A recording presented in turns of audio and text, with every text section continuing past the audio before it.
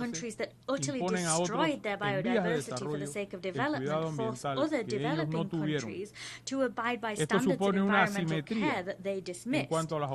This produces an imbalance in terms of opportunities for progress. On the one hand, we're forced to maintain our forests in a primary state, and on the other hand, fingers are pointed to us and we're placed on lists which make it difficult for investment to arrive and which stymie the development of a globally competitive financial system. We do not accept the rules of this game. I want to reiterate the message I delivered when I assumed the presidency. I said there and I'll say now, Panama is an ally of good causes and we will no longer allow fingers to be pointed at us unjustly in such a way that harms our economic capacity, our prestige, and in a way that besmirches the very image of our country. I'd like to say to you what an honor it is for the Panamanian people Esto es un fruto de un to trabajo become sostenido en el non-permanent tiempo. members of the Security Council, Es as we por la will do in conducta de January nuestro this país year. en la That will lucha be contra the el 6th time in terrorismo, history. contra la trata de That personas y accolade contra el is the fruit of narcotráfico. sustained work over time. Panamá contribuye We've a la been paz y la given concordia that entre seat todos los because pueblos. of our country's work Todo to esto es fight against contradictorio terrorism, to a las fight listas antes mencionadas. trafficking in persons, Perdón and to por mi fight drug insistencia, trafficking. pero es Panama inaceptable que a contributes un to país peace and con concord una between conducta peoples. íntegra y coherente a favor I de la am libertad, sorry for la hammering paz y la home this seguridad point internacional, again and se again le and asocie again. con quienes But hicieron all todo lo of this contrario a is esto, completely colocándonos impossible en to reconcile arbitrarias with the aforementioned listas list. que no We can't coinciden accept con that la a country realidad. whose conduct is Verdaderamente unimpeachable inaceptable. and a country that works in favor of Continuaremos peace, luchando freedom and de forma international pacífica y security sostenida para que se be termine lumped together con and este tarred with the hostigamiento same brush innecesario with y those who sobre todo do quite the discriminatorio en opposite. manos We're de placed on países que arbitrary jamás lists that aplicarían en don't sus tally with territorios reality. All las of that is condiciones que ellos nos genuinely exigen. unacceptable. We'll continue fighting Para peacefully and finalizar, quiero doggedly expresar to put an end que to this seguiremos unnecessary construyendo un and país al servicio de discriminatory la humanidad, harassment at the hands cuidando of nuestra countries that would never biodiversidad abide by a the same pesar de las conditions we are adversidades, forced to. defendiendo la democracia To a conclude, I'd pesar like de to las say that we'll amenazas continue concretas que hoy building a existen country en that is nuestra región. at the service of humankind. Panamá We'll care for seguirá our fomentando el biodiversity in the comercio face of mundial, adversity. el We'll comercio defend our mundial, democracy in spite of luchando concrete por la threats libertad, today hovering over our region. integrándose al mundo Panama will y continue exigiendo connecting el global respeto que trade, damos fighting y for que nos freedom, merecemos como being una a part nación of the íntegra, world and como un calling pueblo for noble, the trabajador respect that y we que give lucha and the respect todos that los we días para hacer de deserve este as an mundo upstanding un nation. lugar We mejor are para a vivir. noble working people and we'll fight every Distinguidos day to miembros make de this esta world a better organización, place to señora live. presidenta, Distinguished members of this organization, en Madam nombre de President, Panamá y on de todo el behalf pueblo of Panama panameño, and all of the muchas gracias Panamanian por esta people, many oportunidad que me thanks brindan. for this opportunity. Muchas gracias.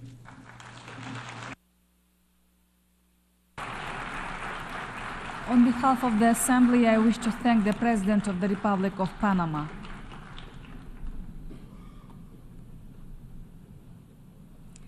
The Assembly will hear an address by His Excellency Faure Essazimna Nasingbe, President of the Togolese Republic. I request protocol to escort His Excellency and invite him to address the Assembly.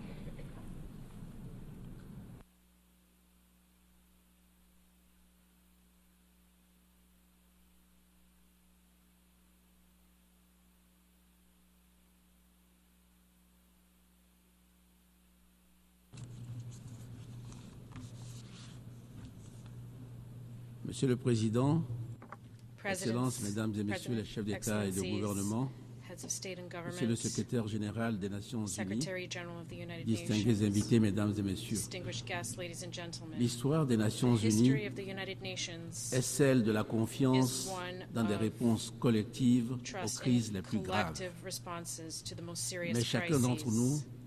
voit bien But each que of nous us sommes aujourd'hui today sees à la that croisée des chemins. today we are at a crossroads. D'une part, notre modèle On the one multilatéral hand, our et multilateral nos model institutions vieillissantes and our aging ne sont plus à institutions même are no longer de faire able face aux to nouveaux défis tackle qui sont, new challenges convenons-en, which are d'une complexité admittedly inédite. of an unprecedented complexity. D'autre part, On the other nos discussions hand, comme nos engagements multilatéraux our de ces dernières discussions, années just as restent our souvent multilateral lettres commitments mortes. in recent years, C'est pourquoi often il y a are de not réelles accompanied raisons by action. That is why d'être inquiet there is quand real on regarde reason to be l'avenir. concerned as we look to the future.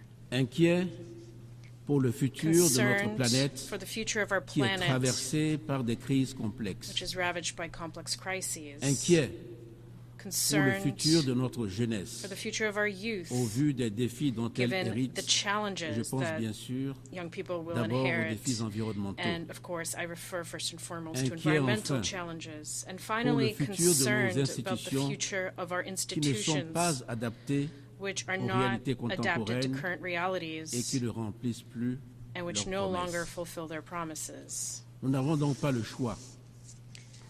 Nous We ne pouvons have pas persister dans des systèmes no choice. We qui peinent cannot à tenir leurs persist promesses with our systems that no et qui ne longer reflètent deliver plus on their la promises and réalité no du longer monde. reflect the realities of our Nous world. devons nous engager dans une We transformation must profonde. begin C'est a pourquoi profound transformation. Je me présente That is devant vous why aujourd'hui I stand before you avec today une conviction with et une vision a claire clear pour l'avenir. conviction and vision for the future. Ma conviction, c'est que notre chemin est My possible. conviction is that another way is la possible, coopération internationale a way se forward revitalise where international en se faisant cooperation is plus revitalized, et plus is more respectueuse. inclusive and more respectful. Ma vision, c'est celle d'une Afrique And my vision is qui one of prend Africa pleinement that son rôle de partenaire fully assumes stratégique its role as a dans la strategic construction de nouvelles partner règles in de régulation building planétaire. new rules for global governance.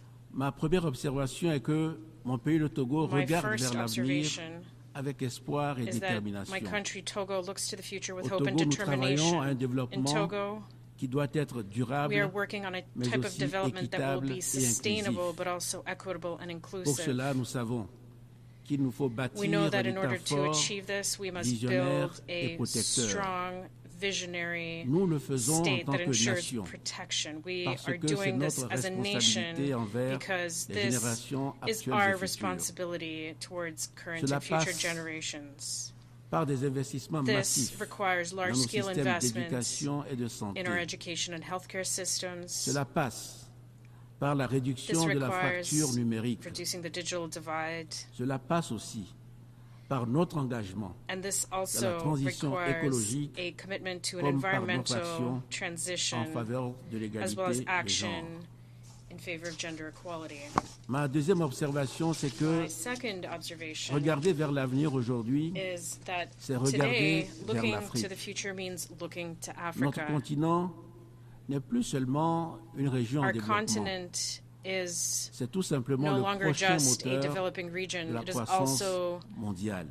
the future driver Car of c'est global en Afrique growth, because que se trouve et se trouvera it is encore pour Africa longtemps that is home la jeunesse mondiale. and will continue to be C'est home là for a que long se time to the trouvera le majority of potentiel de global développement le youth. plus fort pour les That is marchés where the émergents strongest development liés à potential l'innovation resides for technologique emerging et à markets related l'entrepreneuriat. to technological C'est innovation notamment en and Afrique entrepreneurship. que l'économie It is in verte et bleue Africa that the blue offre and des green opportunités economies considérables pour un open up développement considerable durable. opportunities for sustainable development. Notre continent est riche en ressources naturelles. Our continent has a wealth of natural Correctement resources. exploitées, elles peuvent transformer When l'Afrique properly en leveraged, un they pôle can mondial transform d'énergie Africa propre into et a global renouvelable. hub for clean, renewable C'est aussi energy. là que nous devons And it is also expérimenter in Africa les nouveaux modèles de partenariat that we dont nous avons besoin, notamment must test out new entre le secteur partnership privé models et le that secteur we public. require, specifically Ma between the troisième private and observation, public sector. My third c'est que observation la réponse aux défis de notre is that temps suppose une addressing the coopération challenges of our multilatérale times requires efficace. effective multilateral Les défis cooperation. alimentaires, sécuritaires ou Challenges écologiques in the food security dépassent ce and que chaque environmental pays realms go est beyond capable de gérer what efficacement each à lui country seul. can address De individually plus, and alone. il s'agit de crises More and more, we are fondamentalement dealing asymétriques. with fundamentally Ces asymmetric crises qui impactent crises. rapidement et These durement les crises régions du monde quickly and qui ne sont harshly pas affect directement responsables regions de of the leurs world that causes. are not directly responsible for the C'est pourquoi causes je of those redis ici crises. ma conviction That is profonde. why I reiterate my D'abord, deep face à ces conviction. menaces globales, il n'y a d'avenir meilleur pour les First, générations actuelles et futures que dans l'action given these collective global et coordonnée threats, de nos États. the only way to ensure a better Et future ensuite, for current and future cette action generations collective is to doit take se mettre, collective and doit se coordinated mener action by à states, l'intérieur des cadres and politiques mondiaux rénovés. this action, this Ceci est collective vrai action must be en carried out particulier as pour nos part efforts of d'adaptation et de revitalized global résilience political climatique. frameworks. L'Afrique This is in est l'une des particular true régions for les plus efforts when it comes to vulnérables climate adaptation aux and effets du resilience. changement climatique. Africa is a Et region cela, that is one of the most bien vulnerable que to the nous impacts contribuions of le climate moins change. aux émissions de gaz à effet de Even serre.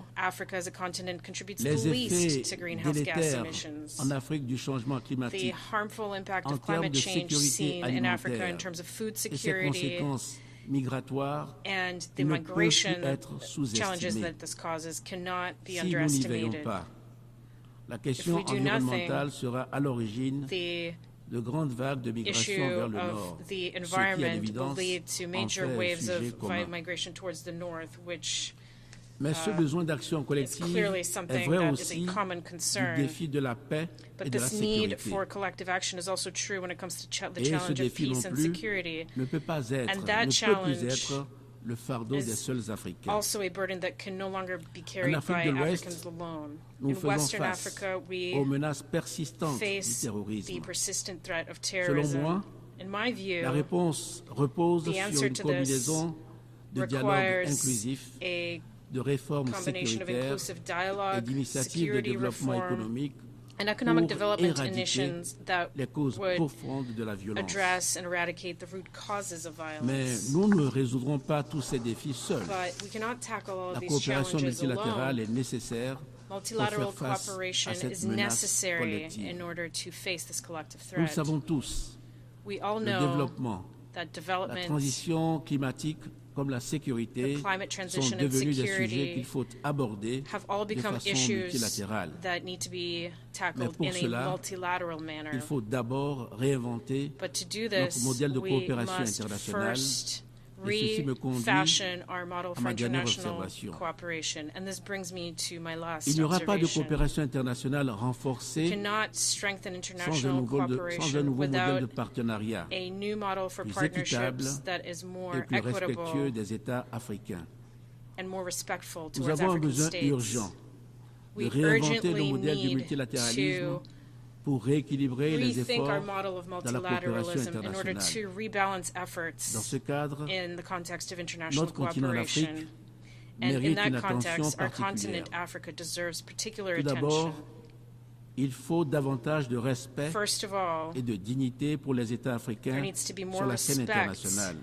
dignity for African Il est states temps de on reconnaître the que nous sommes international stage. des acteurs stratégiques It is à time to part entière, recognize that we capables are de strategic contribuer de actors in manière our own right, significative capable of aux making efforts a major mondiaux pour la paix, contribution to global le efforts développement towards durable peace, et la dignité sustainable humaine. development, and human Le dignity. respect de la dignité humaine n'est Respect for pas human seulement un dignity principe is qui not doit only guider a l'ensemble de nos principle actions that quotidiennes must à guide l'intérieur de nos our daily frontières. actions within our borders. Le respect et la dignité de nos peuples doivent être Respect reconnus for and dignity à of travers our leur peoples représentation must be et recognized surtout through their l'importance donnée à leur representation voix, and qui the doit elevation of s'exprimer their et être voice, respectée which dans les must be forums heard internationaux. and respected in international fora. Ensuite, il faut un nouveau modèle de And coopération finally, we internationale require a new qui model of s'appuie plus international largement sur la cooperation localisation. that is more broadly Les based on solutions universelles localization. imposées de l'extérieur Externally imposed peuvent, c'est vrai, avoir quelques so-called vertus, universal solutions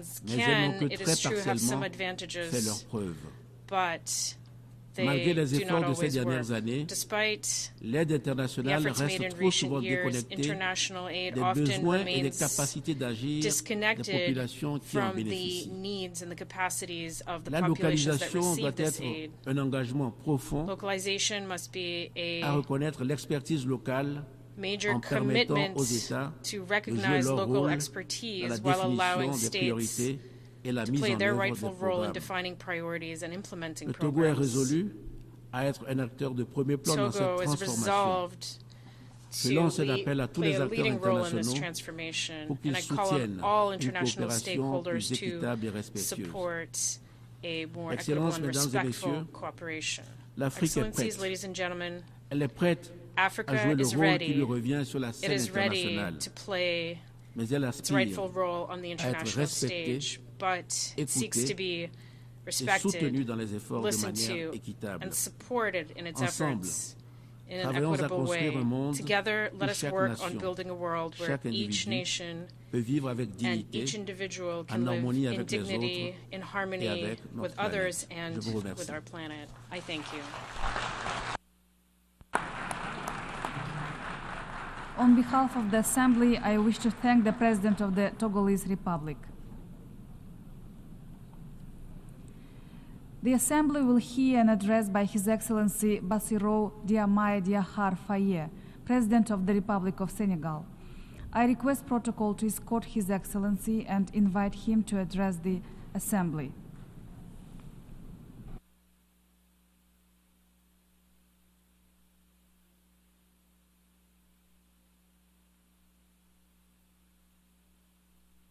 Président de l'Assemblée générale, President of the General Assembly, Mesdames, Messieurs les chefs d'État et de heads gouvernement, of state and government, Monsieur le secrétaire général, Secretary Madame la General, secrétaire générale adjointe, Deputy Secretary General,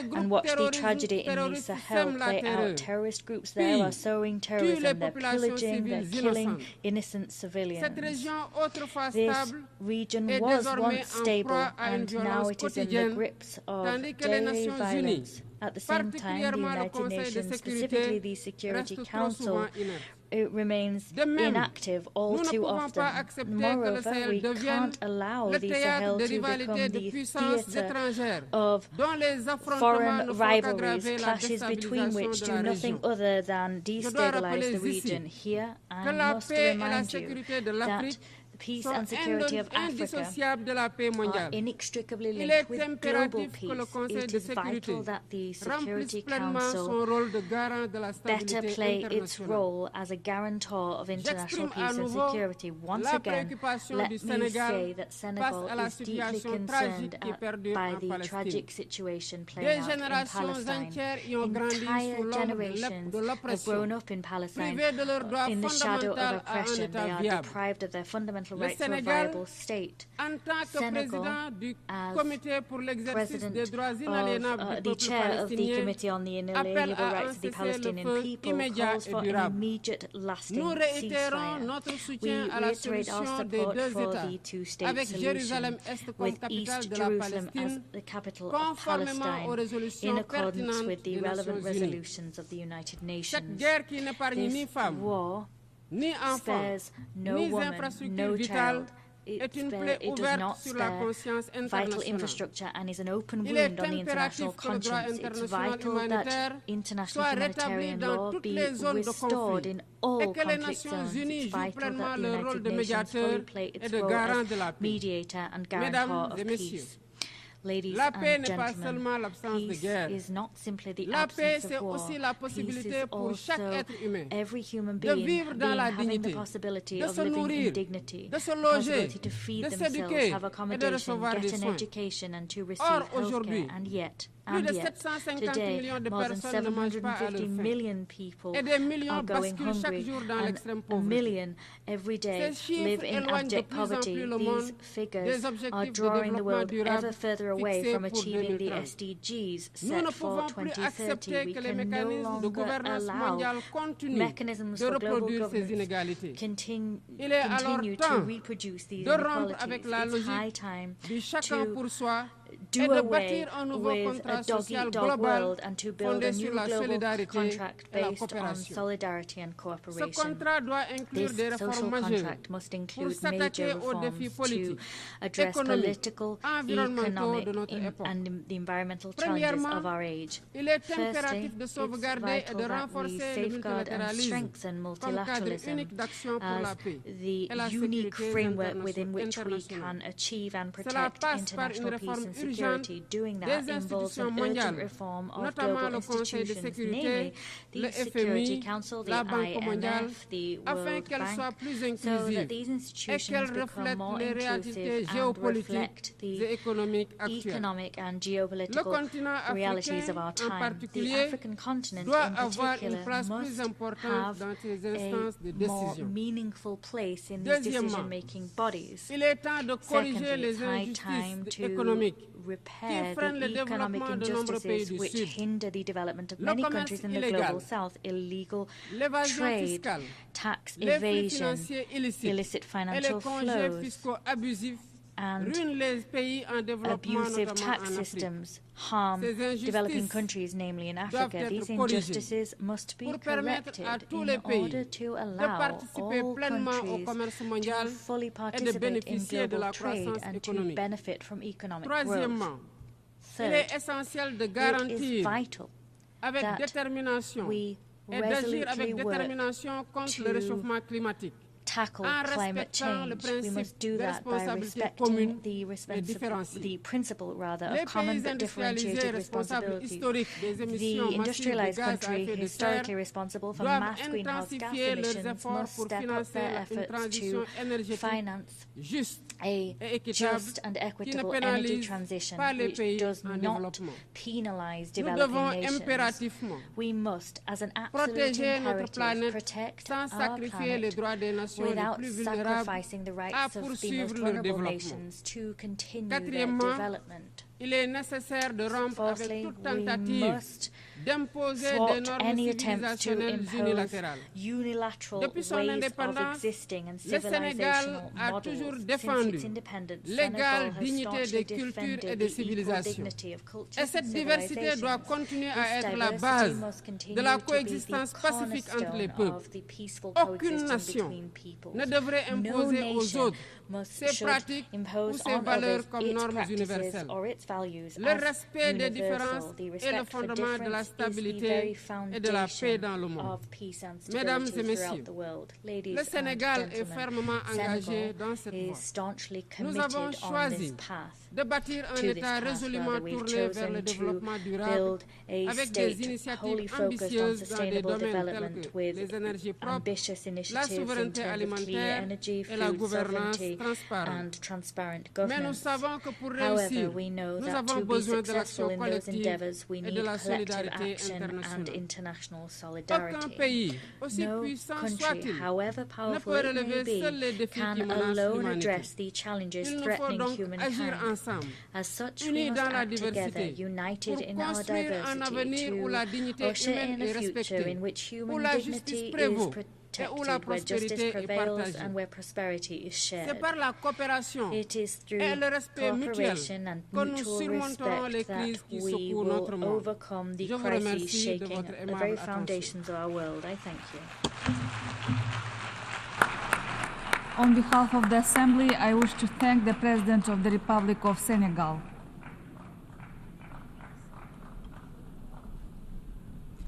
The Assembly will hear an address by Her Excellency Sylvanie Burton, President of the Commonwealth of Dominica. I request protocol to escort Her Excellency and invite her to address the Assembly.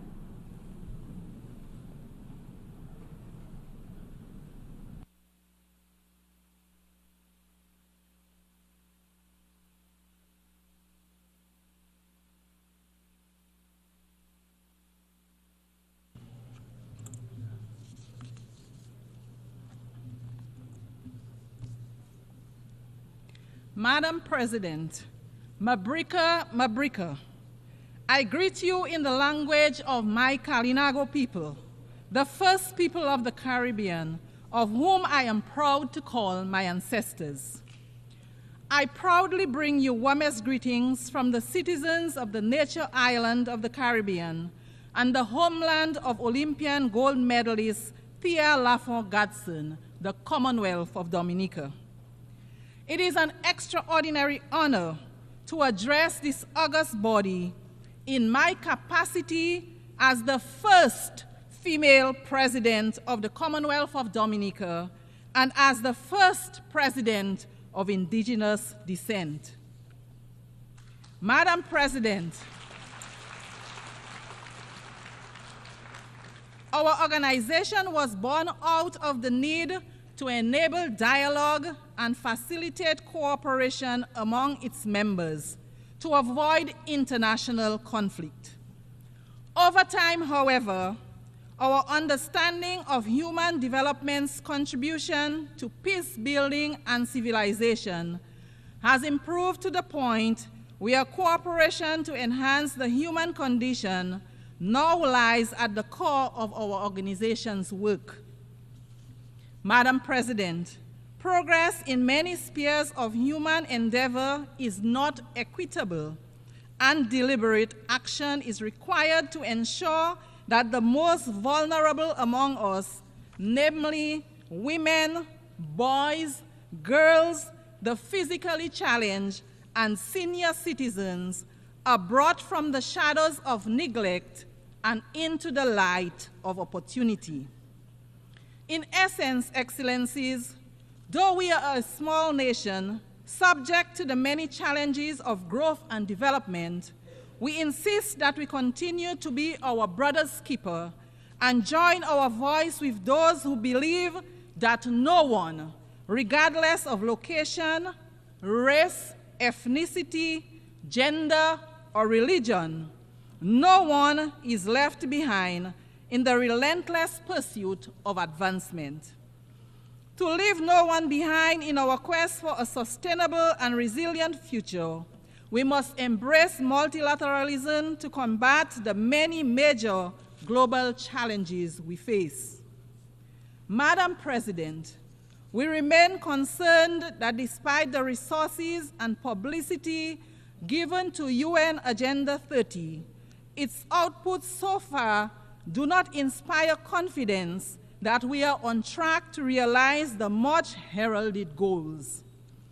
Alarmingly, the 2024 Sustainable Development Goals report indicates that far from building on the progress achieved during the first 5 years, and I quote, fully half of the 17 targets are showing minimal or moderate progress, while over 1/3 appear stalled or going in reverse. It is therefore the hope of my government and the Caribbean community, of which we are proud members, that this assembly will be known as the forum at which the United Nations family rededicated itself to ensuring that the SDGs remain central to our claim, that our civilizations are caring and progressive, and that our collective management, scientific and diplomatic capabilities will be assigned to ensuring that the well-being of the present and future generations is guaranteed.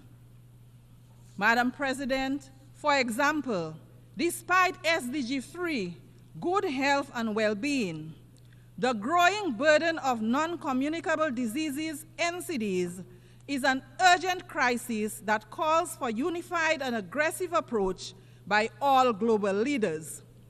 The World Health Organization, WHO, concludes that NCDs such as cardiovascular disease, diabetes, hypertension, cancers, and chronic respiratory diseases account for 75% of all deaths worldwide. These diseases not only shorten individual lives, but also imperil the future of our societies, our economies, and our shared global development goals. The fight against NCDs is not one that any nation, particularly a nation as small as ours, can win alone. That fight requires strong leadership, innovative strategies, and collaboration at every level. In Dominica, we have made significant progress in enhancing our healthcare system to better meet the needs of those at risk or living with NCDs. I had the opportunity to share Dominica's perspective, vision, and action on non-communicable diseases with the global group of heads of state and government for the prevention and control of non-communicable diseases at the 3rd annual gathering held here yesterday at the UN headquarters. Dominica is proud to play its part in this global effort, and we remain committed to working with international partners to share knowledge, resources, and best practices in the fight against NCDs. Madam President, we stand today at a critical juncture in human history.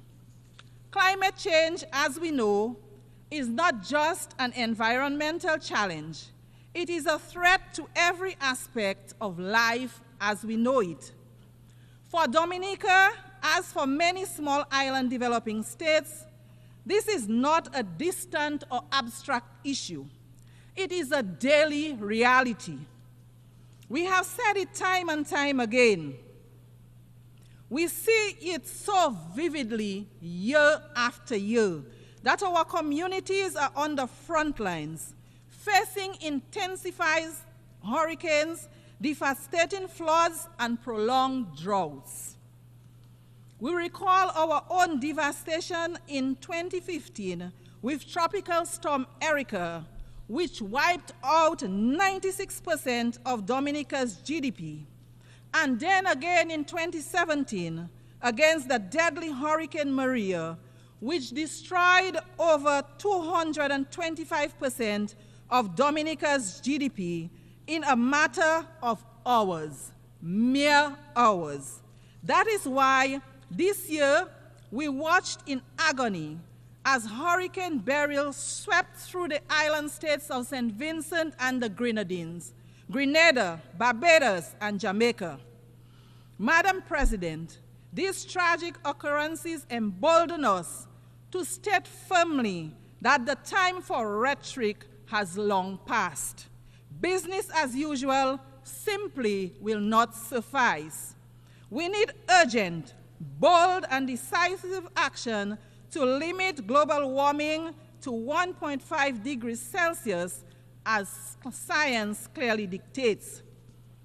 But to do this, we must drastically reduce emissions, boldly honor financial commitments, and build critical resilience infrastructure in regions particularly vulnerable in relation to climate change. This is a moral imperative, a matter of the utmost urgency, a matter of climate justice. Our future depends on the decisions made in these halls. Excellencies, this assembly is meeting at a time when the Commonwealth of Dominica and the rest of the Caribbean direct our gaze to the east and on the storms and hurricanes that emerge in the Atlantic. There is no denial that climate change is happening. We see, indeed, we feel its disastrous impacts on a daily basis. Already, the warnings of weather scientists regarding global warming and the consequent increase in frequency and severity of storms have proved to be accurate. The government and people of Dominica stand in solidarity with our sister CARICOM nations and others adversely affected by this year's storms. Dominica, along with other Caribbean states, have already prioritized the development of national climate adaptation strategies, invested in resilient infrastructure and agriculture, invested in community education and in renewable energy. Still, the reality is that, as important as our interventions in this crucial space are, they will remain ineffective if our friends and partners in the industrialized world do not honor their commitments to reduce global warming and provide the funding that is required to enable our low-emitting states to become resilient. We therefore seize this opportunity to urge that the ethical pledges made via the Kyoto Protocol, the Paris Agreement, the Climate Action Summit, and within the framework of the Green Climate Fund be honored in the interest of the global community.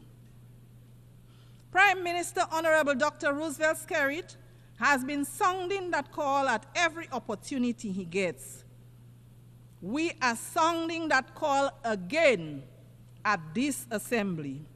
The high-emitting countries need to recognize and accept responsibility for their destructive practices and do the noble thing. We will not relent until they do. Madam President, our world is at the crossroads. Now more than ever, leadership at every level matters. My delegation is of the firm view that the fundamental principles of the UN Charter must be respected, no matter which member state may be under scrutiny. Madam President, this is no source of joy to my delegation, but these critical times demand that important truths be spoken frankly. Madam President, a glaring hypocrisy clouds this august body. When right seems to pass as wrong, wrong seems to pass as right, depending on which member state is being impacted. This practice of might makes right must be discontinued. Madam President, my delegation remains deeply concerned about the ongoing conflicts, particularly in Ukraine, the Middle East, and Sudan, among others. we recognize the crucial role of peace in human development. We are convinced that war is futile. It is this conviction that impels us to urge that the fullest support be given to those entities that are engaged in promoting peace and reconciliation in the Middle East, Ukraine, and Sudan.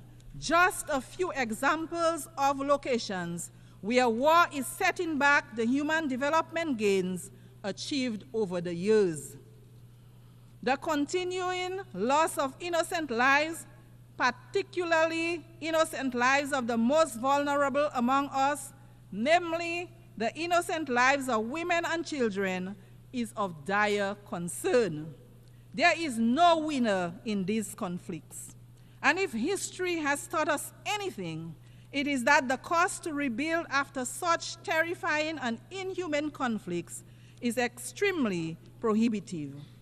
To this end, as long as these conflicts persist, my delegation will not cease to echo the call for an urgent end to these conflicts which have decimated the lives of so many innocent ones.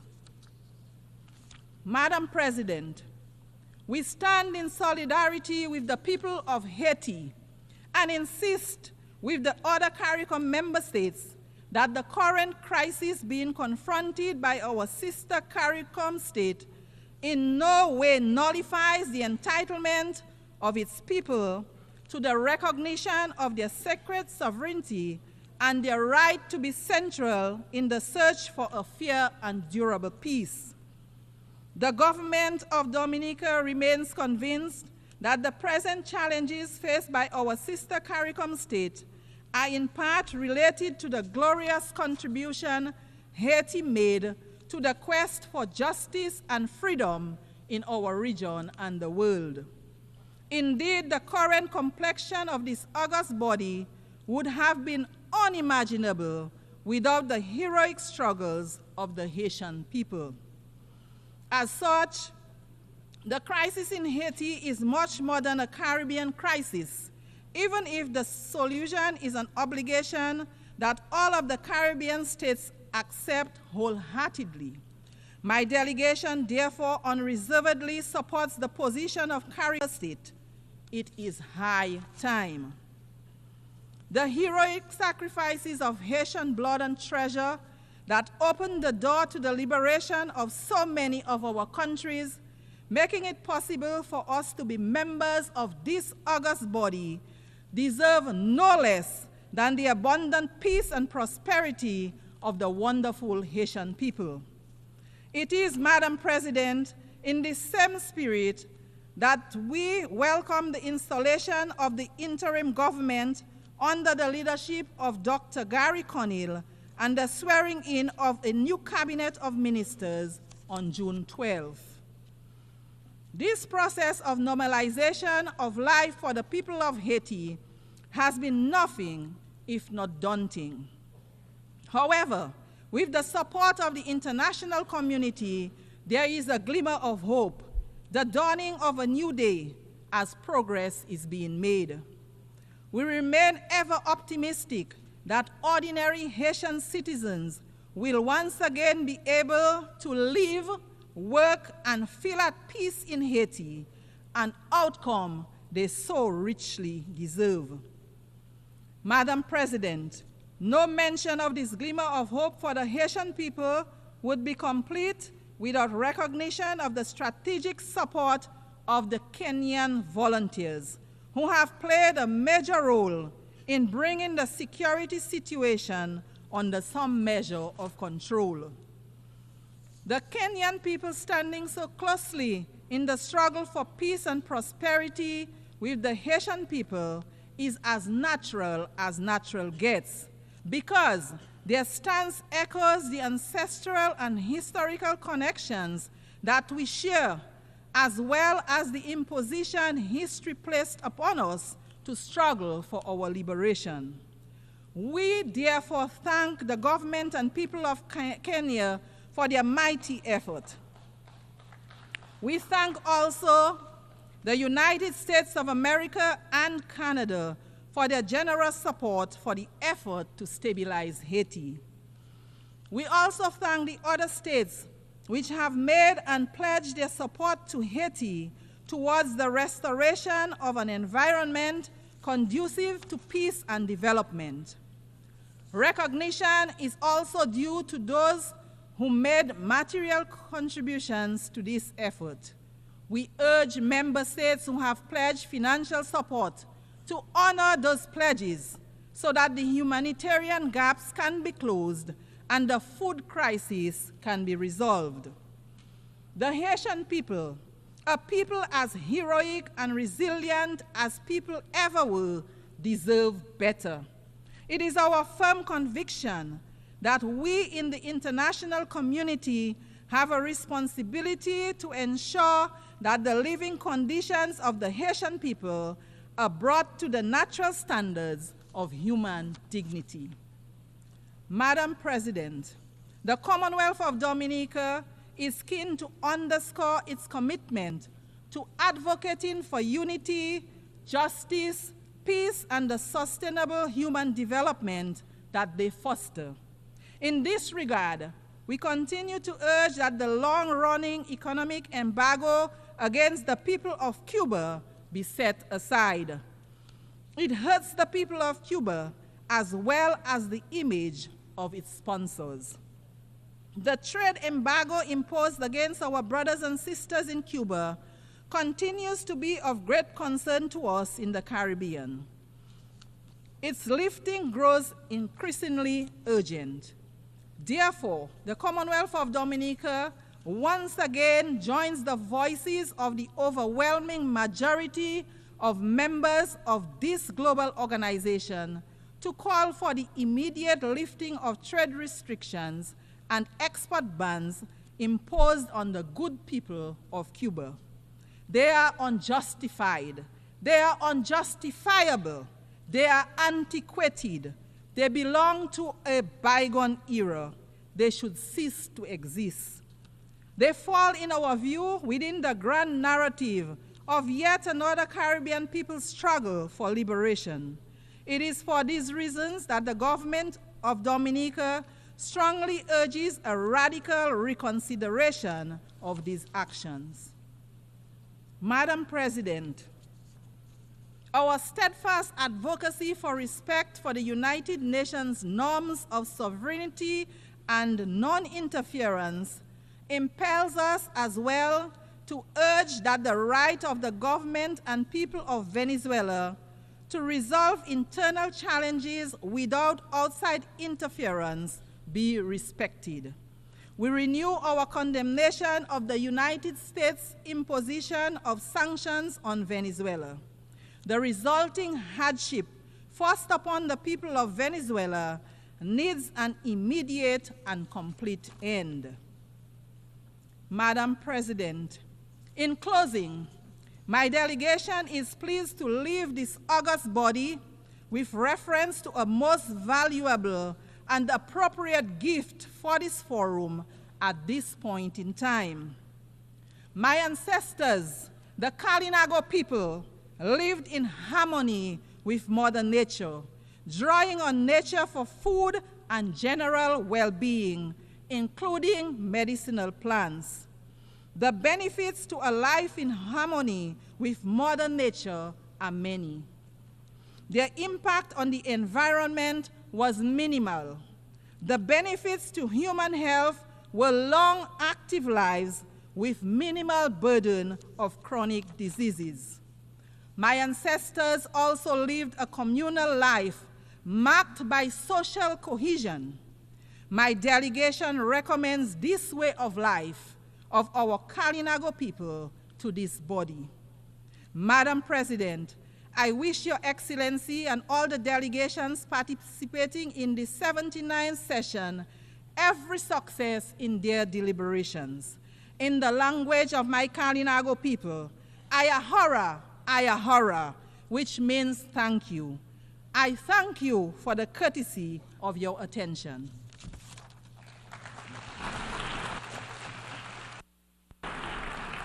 On behalf of the Assembly, I wish to thank the President of the Commonwealth of Dominica.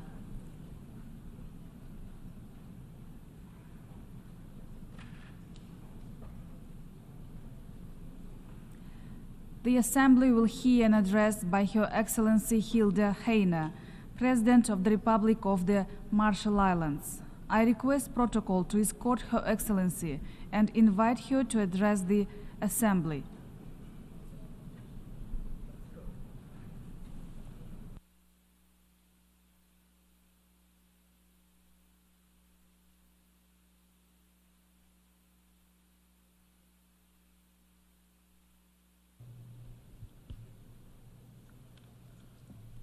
Madam President, Mr. Secretary General, Excellencies, I bring you warm greetings of Yahweh on behalf of the Republic of the Marshall Islands.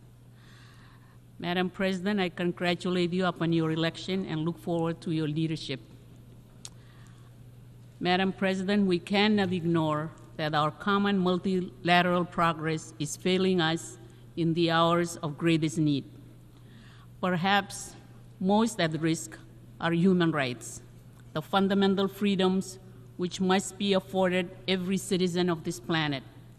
This accountability applies to all, without exception or double standards. The Human Rights Council must also work towards a balanced agenda, an inclusive approach to human rights within our diverse global setting. Our own unique legacy and complex challenges with nuclear testing impacts, with climate change, and other fundamental challenges informs our perspective that the voices of the most vulnerable must never be drowned out. These convictions are why the Marshall Islands is a candidate for UN Human Rights Council term 2025 to 2027. With the endorsement of the Pacific Islands Forum leaders. Madam President, for nearly a year, nations around the world have expressed grave concern regarding extreme violence in Gaza and Israel, not just the horrific events which led to this grave conflict, but also the disproportionate and devastating response visited upon an innocent civilian population. Madam President, as we look forward to next year's UN Oceans Summit in France, it is vital that the international community takes action to protect the health and biodiversity of our oceans.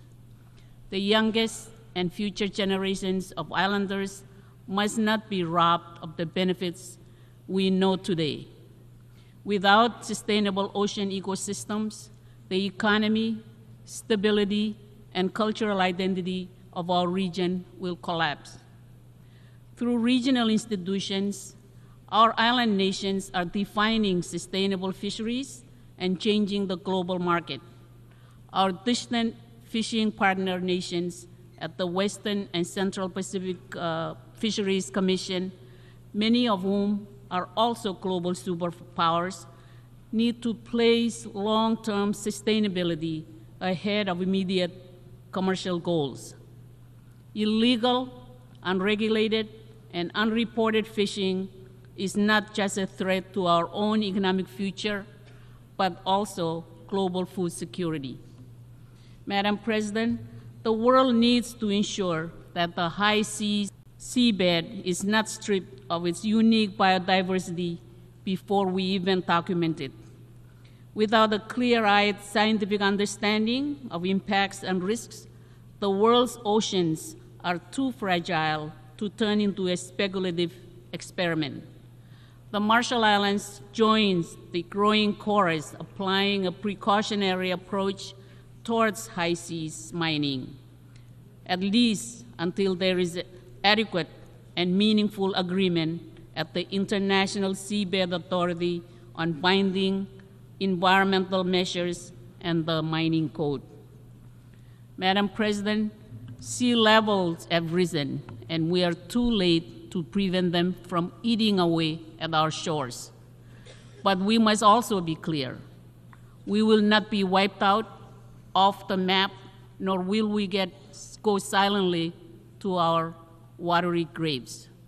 Sea level rise poses a threat to long-term ability to remain in our islands and to our fundamental security as a nation and within our ocean-locked Pacific Island region. But for small island developing states, our stability and legal identity remains fixed in the future, just as it is now. The Marshall Islands strongly supports the recent declaration of the heads of state and government of the Alliance of Small Island States on Sea Level Rise and Statehood, and we urge other nations to join us in support. The Marshall Islands welcomes this year's high-level meeting on sea level rise and the ongoing work of the International Law Commission as an opportunity to engage on complex multilateral questions, even where SIDS have already established state practice. Madam President, we must do all that we can to prevent further melting of the cryosphere.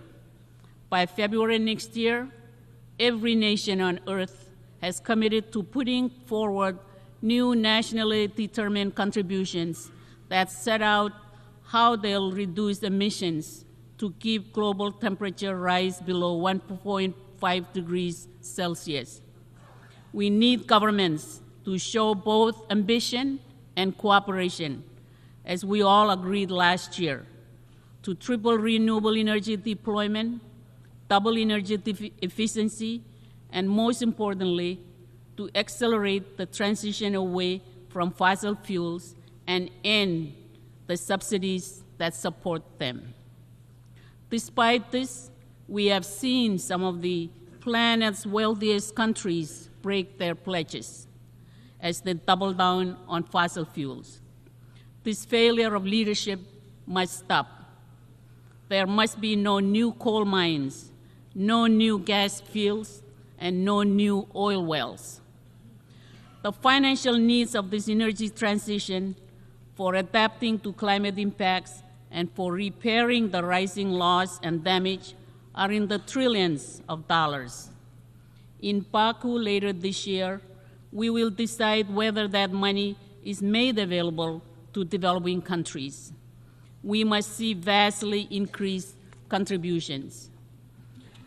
We must also find money wherever we can.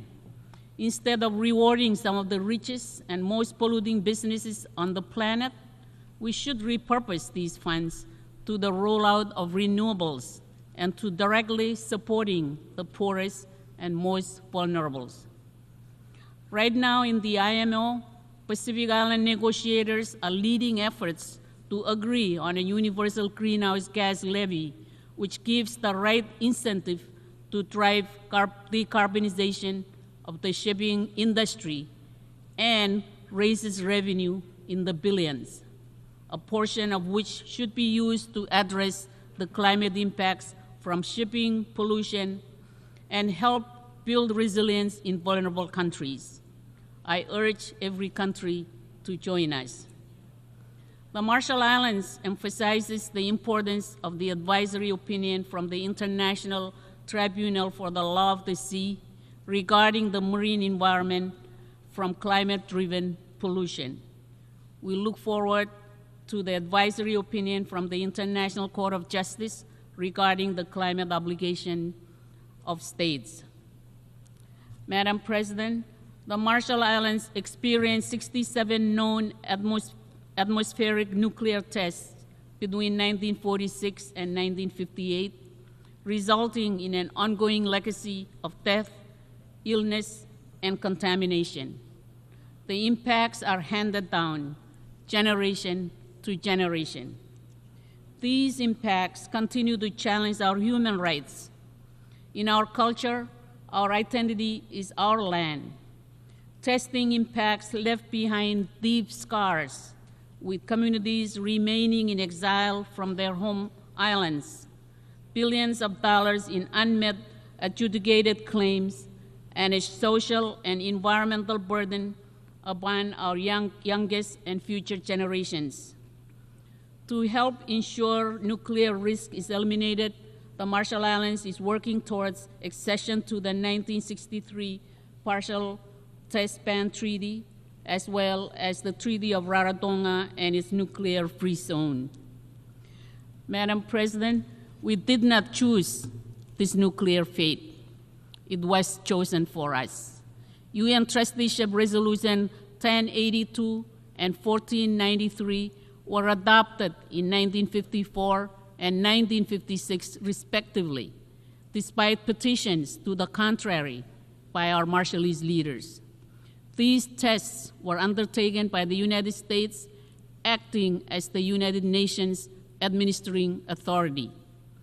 These resolutions remain the only time in which any UN organ has ever explicitly authorized the detonation of nuclear weapons. We cannot undo the past, but as a United Nations, we owe it to ourselves to make amends through the adoption of a resolution which formally apologizes for the failure to heed the petition of the Marshallese people.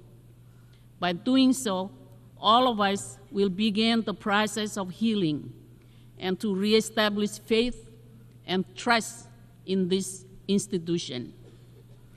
Madam President, our strong work on human rights and nuclear testing impacts is a fundamental and foundational effort to address transitional human rights, and we call attention to document HRC/57/77, the report of the UN High Commissioner for Human Rights on the nuclear legacy in the Marshall Islands and its human rights impacts.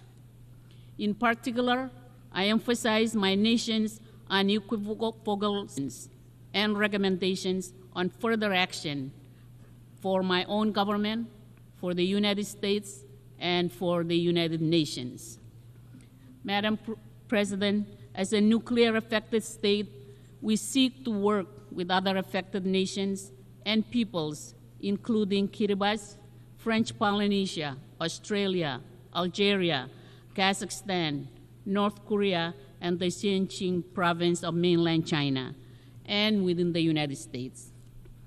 All should realize that the responsibility to fully address the harms resulting from the use, detonation, or testing of nuclear weapons lies, respectively, with the member states that have done so.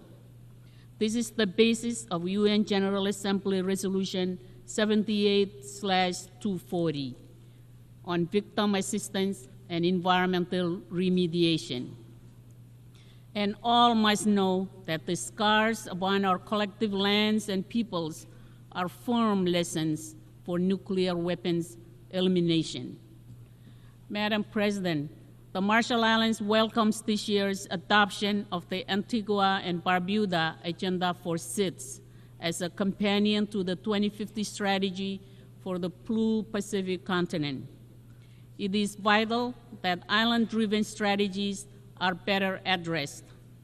We are particularly pleased to welcome the strong efforts of the new UN Multi-Country Office for the North Pacific in the Federated States of Micronesia, and we look forward to a groundbreaking ceremony for the new UN complex.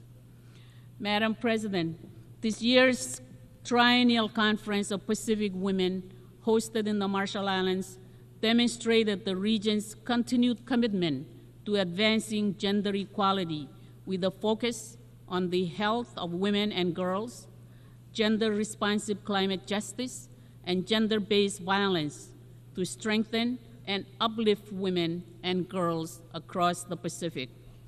It is important in our work going forward that we progress national implementation at scale and build intersections with UN Women and international system assistance, including as a full region and with the UN North Pacific Multi-Country Office.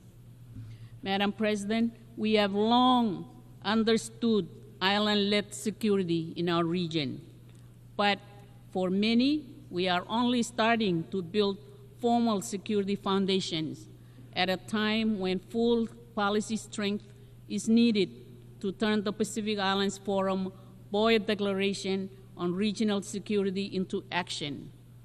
Recent UN action under the Secretary General's Peace Building Fund is a key step up to strengthen treatment of the link between climate and security. We now need to address with our own direct Pacific voices geopolitical tension to ensure that our democratic island priorities drive our future, free of external influence and coercion. Climate impacts pose a grave security challenge alone, but tackling them with core institutions under external stress, coupled with our underlying fragility, risks epic disaster. Madam President, Russia's continued aggression against Ukraine is a threat to basic democratic norms, human rights, and international accountability. As island democracies and as vulnerable nations in the shadow of changing geopolitics, the war in Ukraine is of great concern to the Pacific Islands, as though Eastern Europe was next door. Madam President, the Marshall Islands look forward to the upcoming high-level visit of the Pacific Islands Forum Troika Plus grouping to New Caledonia. In addition, we support ongoing forum engagement with Indonesia and West Papua to better understand stakeholders and to ensure human rights. Madam President, if we are truly serious that no one is left behind, the UN would not be blinded to Taiwan's efforts and partnership towards achievement of the SDGs. Only this independent, democratic government can represent its 23 million people. UN Resolution 2758 does not mention Taiwan and should not be used as a pretext to exclude Taiwan from participating meaningfully in the UN system. This resolution has been misused to threaten cross-strait and regional peace and security.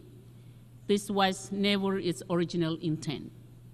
It cannot serve as a sound basis to prohibit Taiwanese citizens and journalists from the UN premises. The UN Secretariat should maintain neutrality and should not be complicit in limiting media freedom. Madam President, as key risks worsen in and around the world, multilateralism must be strengthened.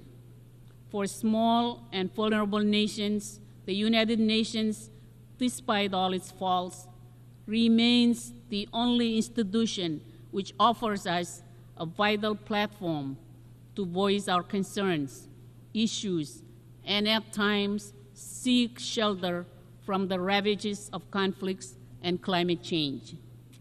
The word multilateralism can be expressed in the Marshallese proverb, "Warin kangal," meaning the coral where all the fish congregate to seek shelter and feed. Let us all nourish and maintain it for ourselves and future generations. Mr. President, the United Nations is that very coral, Warin kangal. Let us leave no country behind.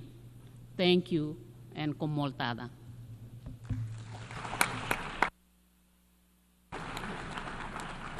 On behalf of the Assembly, I wish to thank the President of the Republic of the Marshall Islands.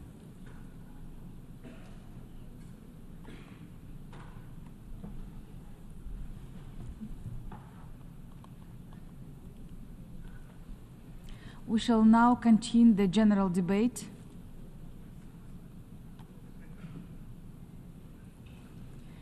The Assembly will hear an address by His Excellency Irakli Kabahidze, Prime Minister of Georgia. I request protocol to escort His Excellency and invite him to address the Assembly.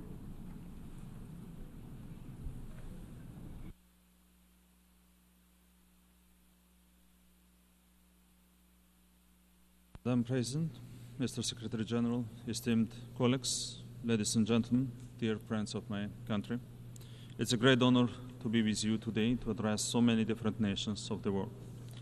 We are a government that believes Georgia inherently deserves to be a peaceful, stable, and developed country. With this in mind, over the last decade, we have ensured that Georgia develops along this trajectory. We have made some tough choices and were never afraid of the challenge. We never chose an easy path, and we always prioritized our nation and our people. As a result, we are reclaiming our nation's pride, the pride and dignity that a country with 3,000 years of history deserves. We gather here in times of unprecedented global challenges, when interlinking crises of escalating conflicts, climate change, and rising humanitarian needs remain complex. These challenges require bold actions. Georgia has never been afraid of bold actions. The last couple of years have been difficult for our region. While we should be concentrating on global challenges such as development and problem solving, the ongoing war in Ukraine has caused an unprecedented level of uncertainty and a humanitarian crisis. I would like to underline once again Georgia's support for the sovereignty and territorial integrity of Ukraine within its internationally recognized borders remains firm and unwavering. Understanding the first-hand importance of peace, we have led the effort to transform our immediate South Caucasus region from a region of conflicts into a region of opportunities. We welcome the process of peaceful settlement between Armenia and Azerbaijan, and in particular, the efforts aimed at normalizing relations with neighboring countries. We have been and are willing to provide a regional cooperation format that will support collaboration and trust building between countries to make sure differences are left in the past and that we move forward together to capitalize on all the resources and advantages our region has to offer the world. Georgia's strategic location, serving as a natural bridge between Europe and Asia, makes Georgia the shortest route between East and West. With our sea access and strong relations with China, as well as Central Asian countries, Georgia is a key player in the regional and broader Eurasian context. We are a hub not only for the exchange of goods, but also for energy transit and much more. Georgia ensures that 7 landlocked countries of the South Caucasus and Central Asia are connected with the rest of the world via our port infrastructure, which we are committed to further developing with the soon-to-commence Anaklia deep-sea port construction. If you look at the political map, Georgia is the single safest and most reliable transit route to ensure the timely and efficient movement of goods and services. Our commitment to maintaining and enhancing our role as a reliable transit corridor ensures we are able to support our strategic partners in Europe with their energy security needs. By diversifying supply routes and investing in robust infrastructure, Georgia can offer additional predictability in east-west connectivity, especially within the framework of the Middle Corridor initiative. As we all know, the last couple of years have brought significant challenges. Despite these multiple tests, Georgia has demonstrated a remarkable resilience to such external shocks. Our average annual economic growth since 2021 has been 9.7%. Thanks to strong macroeconomic fundamentals and fiscal discipline, the government debt and the fiscal deficit declined to 39.3% and 2.5% respectively. Additionally, Georgia has maintained one of the lowest regional inflation rates, further showcasing its economic stability. Despite significant economic improvement and cutting the poverty rate in half over the last 10 years, further reducing poverty and inequality is at the heart of Georgia's socioeconomic development agenda. In 2023, the employment rate showed significant improvement, coinciding with an increase in the labor force participation rate. The positive trend continued in the first half of 2024 as well, when the unemployment rate decreased to a record low of 13.7%. Georgia's effective performance is duly reflected in international rankings from the world's most reputable agencies. The Global Competitiveness Survey by the World Economic Forum ranks Georgia 20th in the world and 11th in Europe in terms of corruption control, while in terms of rule of law, Georgia ranks 29th in the world and 14th in Europe. The International Budget Partnership's Open Budget Survey ranks Georgia as #1 in terms of budget transparency globally. Transparency in the time of war by the European Research Center for Anti-Corruption and State Building placed Georgia 17th in its 2023 ranking, ahead of 15 EU member states and 4 G7 states. Additionally, Georgia is the 25th freest economy in the world, according to Fraser Institute's Economic Freedom of the World report, once again ahead of many leading economies. The Heritage Foundation's Index of Economic Freedom ranked Georgia 19th in Europe and 32nd globally, once again ahead of many EU countries. According to the OECD FDI Regulatory Restrictiveness Index, Georgia ranked 8th among more than 80 countries as one of the most open economies in the world in terms of attracting investments. That's the reason why Georgia's FDI to GDP ratio is one of the highest among peer countries. FDI in 2023 amounted to 1.9 billion USD, representing 6.2% of GDP. In the post-pandemic period until now, Georgia has attracted 6.2 billion USD in FDI, further supplementing Georgia's transformation into a regional multifunctional hub that serves all things business. Even though we hosted more than 7 million tourists last year, showing a strong bounce back in post-COVID recovery, Georgia still maintains one of the lowest crime rates globally. According to Numbeo, Georgia ranks 8th in Europe and 21st globally, thanks to our law enforcement agencies and professionals. Despite the fact that 20% of our territories are under illegal occupation, we continue to thrive, continue to grow, and continue to make sure that our children live in a better, stronger, and more dignified Georgia. We are diligent and tireless in our quest to make sure Georgia is a country that every citizen is proud of. I want to use this opportunity to address our people on the other side of occupation line, in the Abkhazia and Skhin Valley regions. Whatever actions we take are done to help our people so that one day, with our children, we can live together in one happy, united, and developed Georgia. On this side of the occupation line, we will always meet you with an open heart. We have to rebuild all the broken bridges in our country. Dear colleagues and friends of my country, in conclusion, Georgia is at a pivotal point in its modern history, and we, as the government of the people, are determined to guide our country in the best interests of the nation, to make sure we overcome all our challenges and become stronger and more successful than ever before. We are optimistic that Georgia's desire to become a full-fledged member of the European Union will be achieved by 2030. As we look ahead to the future with a commitment to shaping a prosperous community together with our allies and partners, our united efforts will persist in supporting peace-building measures and sustainable development.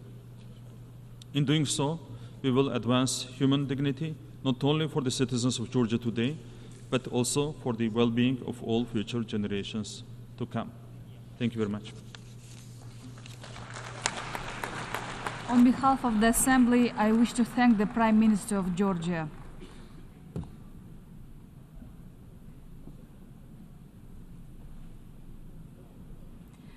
The Assembly will hear an address by His Excellency Pedro Sanchez Perez Castellón, President of the Government of Spain. I request protocol to escort His Excellency and invite him to address the Assembly.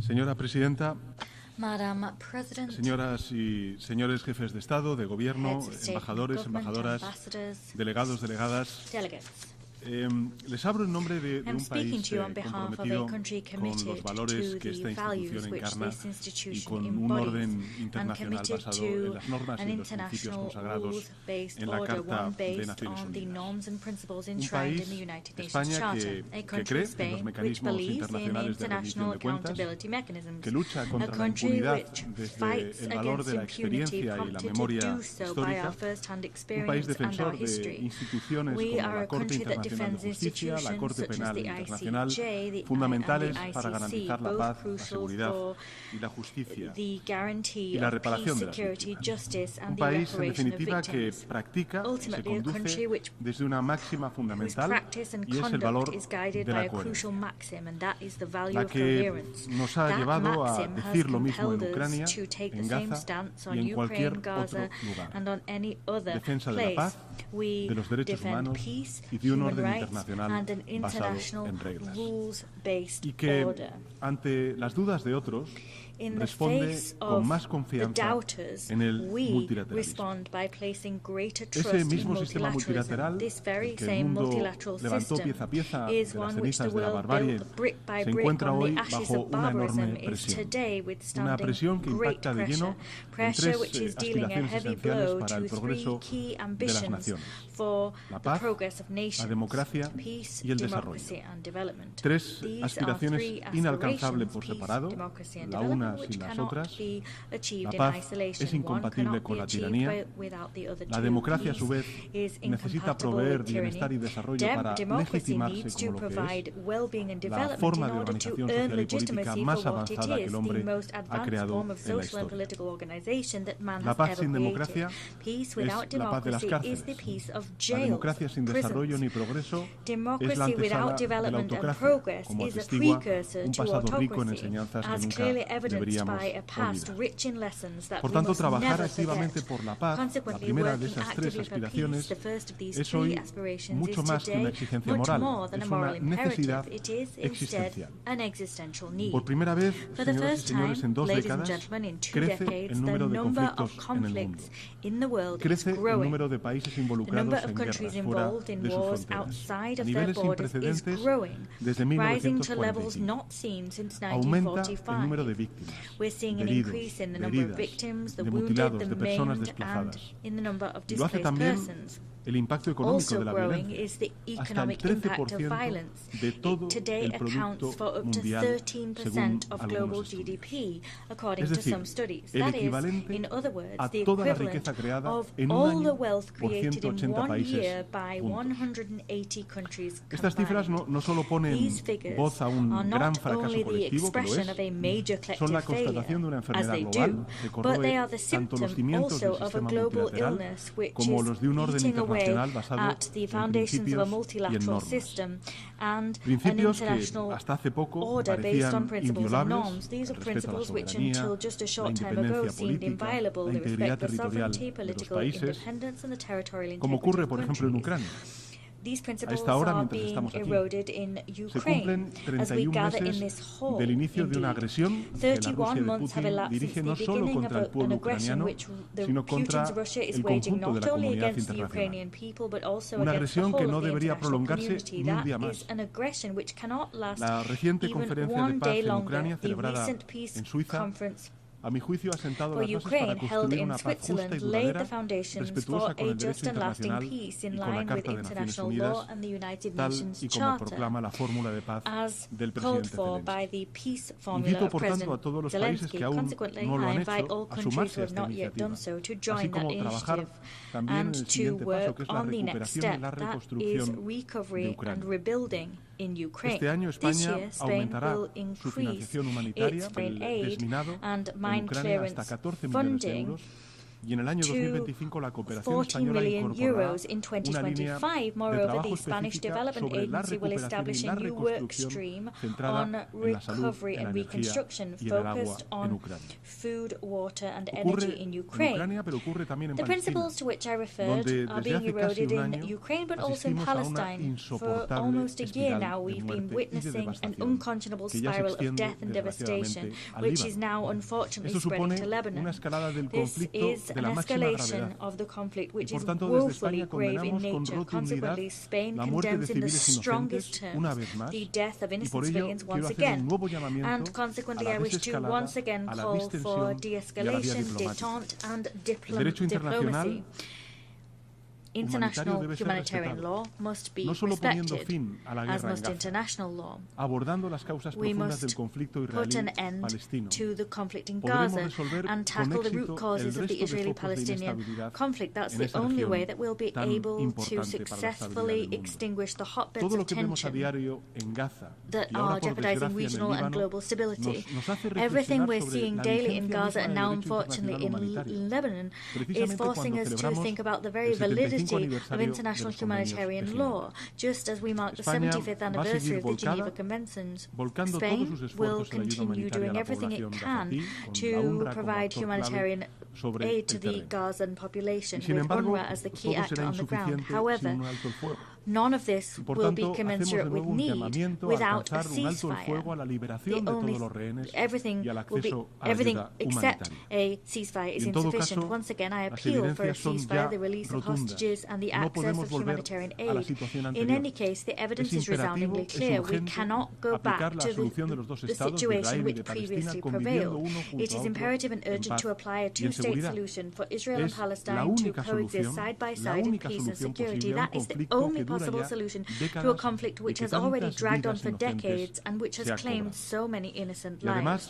Moreover, the advisory opinion of the International Court of Justice, requested, moreover, by this General Assembly of the United Nations, has ruled that the occupation of Palestinian territories is illegal.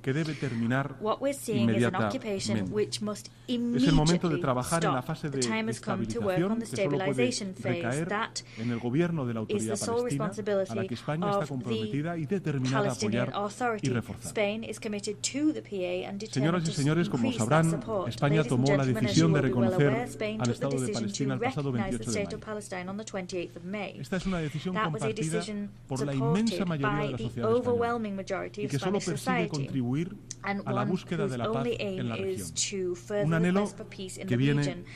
A desire which has long been held. In 1949, a Spanish man, Pablo Díaz-Casate, was the first representative of the UN mediator in Palestine. Today, it continues to be moving to read his notes about that mission, which are full of bitterness in the face of the catastrophe that he senses was around the corner. Pablo Azcárate was a man in exile, a Spanish Republican, that the dictator prevented from returning to his homeland. It is perhaps for that reason that he empathized so much with the suffering of that land. And his name deserves to ring out loud and clear 75 years since those events.